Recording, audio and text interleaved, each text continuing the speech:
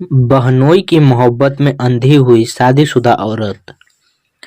चचेरे बहनोई से दिल लगाने वाली प्रियंका इश्क में अंधी हो चुकी थी। उसकी मोहब्बत में आड़े आने वाले हर व्यक्ति उसकी जान का दुश्मन था। उसने पहले नापसंद पति को रास्ते से हटाने की कोशिश की, वह बच गया।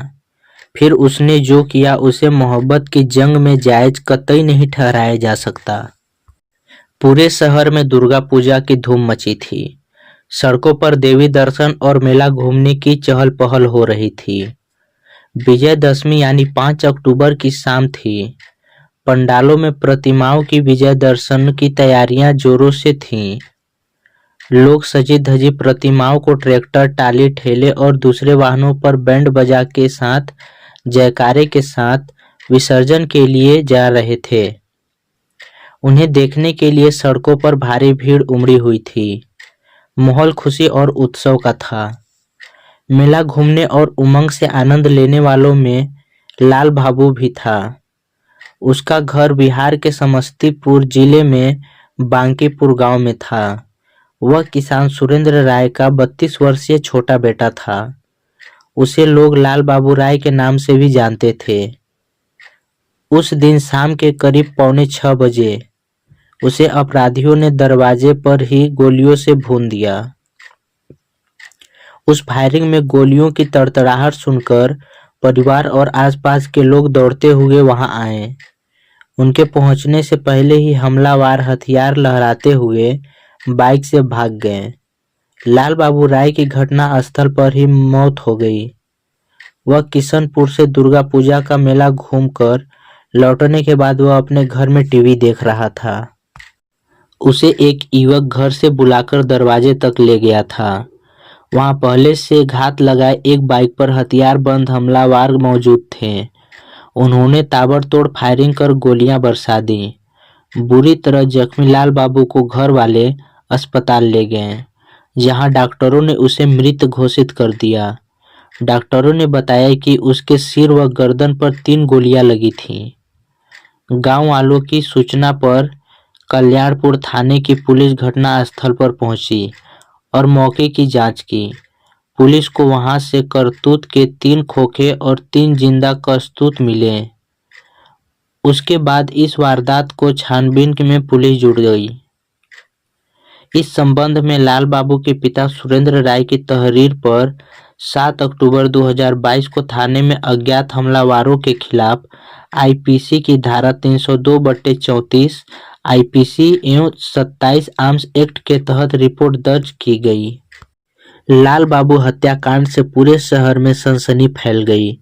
मामले की तहकीकात और हमलावरों की गिरफ्तारी के लिए समस्तीपुर के एसपी हृदयकांत के निर्देशन पर सीओ मोहम्मद शहबान हबीब फाकरी के नेतृत्व में एक एसआईटी टीम का गठन किया गया। टीम में कल्याणपुर के SHO Gautam Kumar, inspector Akhilesh Kumar Rai, reserve police बल के इंस्पेक्टर राहुल कुमार, तकनीकी सेल के इंचार्ज इंस्पेक्टर अनिल कुमार सिंह, संजय कुमार सिंह आदि शामिल किए गए। इनके अलावा कल्याणपुर थाना और रिजर्व पुलिस बल के जवानों में अखिलेश कुमार, प्रभात कुमार, निरंजन कुमार भी थे। जांच का सिलसिला घटना स्थल से शुरू हुआ। मृतक के घर वालों से पूछताछ करने के बाद हमलावरों तक पहुंचने के लिए तमाम तकनीकों का इस्तेमाल किया गया। पुलिस टीम को जल्द ही सफलता मिल गई। वारदात में 3 लोगों के नाम सामने आए हैं, जिनमें एक युवती प्रियंका कुमारी का भी नाम था। प्रियंका का नाम ही नहीं आया, बल्कि पुलिस ने उसे ही पूरे घटनाक्रम का मास्टरमाइंड बताया। मृतक लाल बाबू उसका चचेरा भाई था। अन्य आरोपियों में एक प्रियंका का चचेरा बहनोई अमित कुमार और अमित का दोस्त अभिनंदन कुमार भी था। उनके बयानों के बाद गोलियां दागने वाले हमलावरों की भी गिरफ्तारी संभव हो पाई। लोगों को हैरानी तब हुई जब उन्हें मालूम हुआ कि इस वारदात को अंजाम देने में प्रियंका चचेरे बहनोई अमित कुमार से प्रेम करती थी, जबकि प्रियंका की शादी हो चुकी थी और अमित भी 2 बच्चों का बाप था। प्रियंका का शादी 1.25 साल पहले 25 जुलाई 2021 को दरभंगा जिले के रमौली गांव निवासी शिक्षक राम पुकार राय के एकलौते बेटे विजय कुमार राय के साथ हो चुकी थी। उसका दुरागमन नहीं हुआ था। उसके लिए परिवार वाले तारीख तय करने की योजना बना रहे थे, जबकि वह अपनी शादी से खुश नहीं थी। उसने अपने माता पिता के अलावा परिवार में सभी को खुले तौर पर बता दिया था कि उसे पति पसंद नहीं है। इसका उसने जो कारण बताया वह परिवार के लिए और भी चौंकाने वाला बात थी, मगर अन्याय था। दरअसल वह अपने ही चचेरे बहनोई के साथ प्रेम में पागल थी, जबकि जीजा और साली के बीच के इस प्रेम को परिवार कभी भी सूरत में स्वीकारने वाला नहीं था। यह उसकी जिद थी, जिससे दो जिंदगी की खुशी और शांति में खलल पड़ सकती थी। दरअसल कन्यारपुर थाना क्षेत्र के बांकीपुर गांव निवासी वीरेंद्र राय की इकलौती बेटी प्रियंका मनियारपुर गांव निवासी वीरेंद्र राय की इकलौती बेटी प्रियंका मनियारपुर गांव निवासी बीरबल राय के बेटे अमित कुमार राय से प्रेम करती थी, जबकि उसकी शादी वीरेंद्र राय के बड़े भाई सुरेंद्र राय की बेटी पिंकी के साथ सन 2013 में ही हो चुकी थी। इस तरह से प्रियंका रिश्ते में अमित की चचेरी साली थी। दोनों किसान परिवार खुशहाल जीवन गुजार रहे थे। प्रियंका को अमित शादी के समय से ही पसंद आ गया था। अमित भी चुलबुली और बिंदास साली पाकर खुद को खुशनसीब समझता था। शुरू में तो उसने प्रियंका को हल्के में लिया, लेकिन धीरे धीरे वह भी उसे पसंद आने लगी थी। उसने महसूस किया कि प्रियंका ने उसके दिल में जगह बना ली है। अमित 2 बच्चों का बाप था। पत्नी से उसे कोई शिकायत नहीं थी, फिर भी वह प्रियंका को चाहने लगा था। शायद ही कोई दिन ऐसा होता हो जब दोनों फोन पर बातें नहीं कर लेते थे। कुछ नहीं तो दोनों व्हाट्सएप मैसेज से एक दूसरे के दिल को तसल्ली दे लेते थे। परिवार में प्रियंका 2 भाइयों में बड़ी थी, जबकि पिंकी 2 भाई और 4 बहनें थीं। लाल बाबू पिंकी का छोटा भाई था।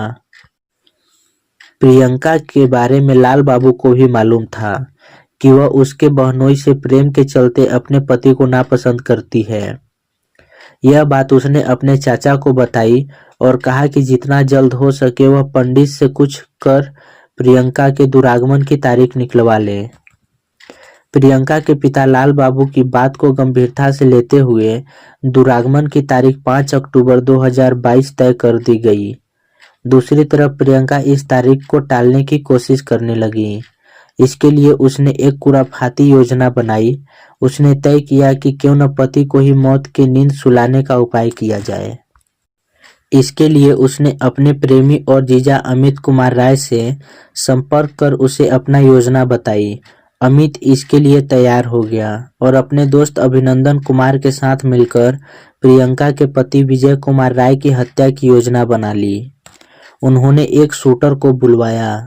अभिनंदन मुंगेर जाकर घटना को अंजाम देने के लिए हथियार व कारतूस खरीद लाया।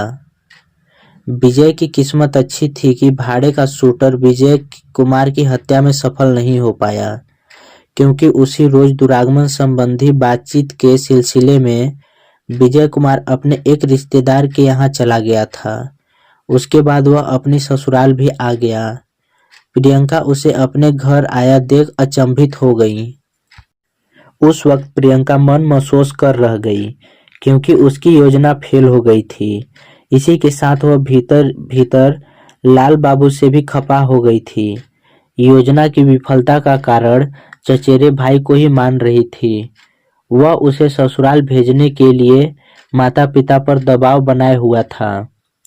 पति के बच जाने के बाद उसने उसी रात बहनोई अमित कुमार से मिलकर लाल बाबू को ही खत्म करने की योजना बना डाली थी। अमित भी प्रियंका के प्यार में इस कदर अंधा हो गया था कि वह अपने ही साले को मौत के घाट उतारने की योजना में शामिल हो गया। अब प्रियंका और अमित का दुश्मन लाल बाबू था। उसे रास्ते से हटाने के लिए दोनों ने नए सिरे से योजना बनाई। प्रियंका के कहने पर अमित, अभिनंदन और भाड़े के शूटर पूरी तैयारी के साथ 5 अक्टूबर की शाम को लाल बाबू के घर के पास जा पहुंचे। वे बाइक से गए थे। अमित और शूटर बाइक पर बैठे रहे, जबकि अभिनंदन ने लाल बाबू के घर जाकर दरवाजा खटखटाया था। जैसे ही लाल बाबू घर से बाहर निकला, वैसे ही शूटर ने उस पर दनादन 3 गोलियां दाग दी। उसका निशाना अचूक था। प्रियंका, अमित और अभिनंदन से पूछताछ की गई तो उन्होंने अपना जुर्म कबूल कर लिया। उसने निशानदेही पर पुलिस ने हत्याकांड में इस्तेमाल की गई बाइक भी बरामद कर ली। पुलिस ने उससे 2 देसी कट्टा, जिंदा कारतूस और मोबाइल फोन बरामद कर लिया। जीजा साली के अवैध प्रेम के चलते मारा गया लाल बाबू अपने दादा राजेंद्र राय की जेसीबी चलाता था, जिसकी देखरेख चाचा वीरेंद्र राय करते थे। कुछ दिन पहले उसके दादा राजेंद्र राय ने अपनी जेसीबी बेच दी, तो उसके बाद लाल बाबू राय ट्रैक्टर चलाने लगा था। लाल बाबू की जेसीबी की मजदूरी का कुल 3,60,000 रुपए लोगों के पास बाकी था। इसे लेकर पंचायत भी हुई थी, लेकिन बकाया पैसा नहीं मिला था। उसके बाद से लाल बाबू उजियारपुर थाना क्षेत्र के महिसारी गांव में चचेरे साढ़ू विशुन देव राय के घर पर रहकर जेसीबी चलाने लगा था। घटना के दिन दुर्गा पूजा के मौके पर वह घर आया हुआ था। उसी दिन 5 अक्टूबर को प्रियंका का दुरागमन था, जिसके चलते घर में और बाहर बरामदे में काफी चहल पहल थी।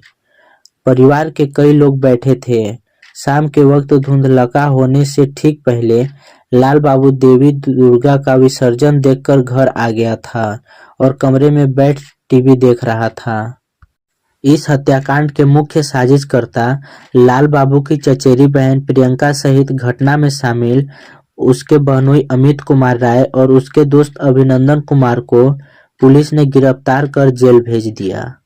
कथा लिखे जाने तक शूटर पुलिस के हत्थे नहीं चढ़ पाए थे।